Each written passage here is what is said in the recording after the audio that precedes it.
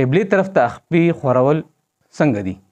کعبه دا د شعائر الله نه ده او د کعبې تعظیم او احترام او د ادب حکم کړی شوی دی او چې کوم فعل سره د کعبې به احترامی او به ادبی راځي شرعاً هغه منع دی.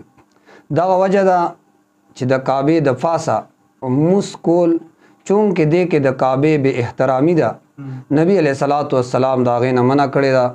عبداللہ ابن عمر رضی اللہ تعالیٰ عنہ نه مروي دي چې نبی علیہ السلام ځایونو کې د موس کولو نه منع فرمایلی ده فهغې کې یو مقام د کعبې د چت د پاسه موس کول دي.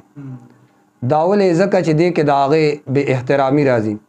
دغه شان حذیفه بن یمان رضی الله تعالیٰ عنہ فرمایي چې نبی علیہ الصلوۃ والسلام فرمایلی دي چې چا قبلې طرف ته توکاڼې وتوکل د قیامت پر ورځ به په داسې حال کې دی راځي چې هغه توکاڼې د دواړو سترګو تر دامیان زبوي.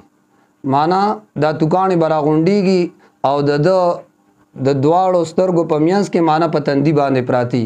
صحیح ابن حبان کتاب الصلاۃ کې دا روایت ذکر کړی دی.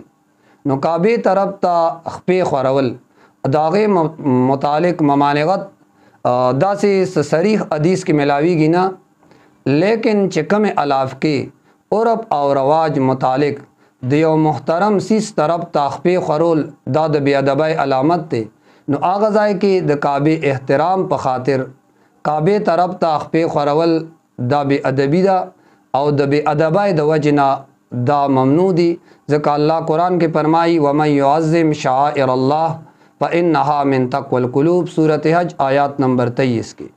چا چې تعظیم وکړو د عزتمندو ځایونو د الله نو دا د زړونو تقوا ده.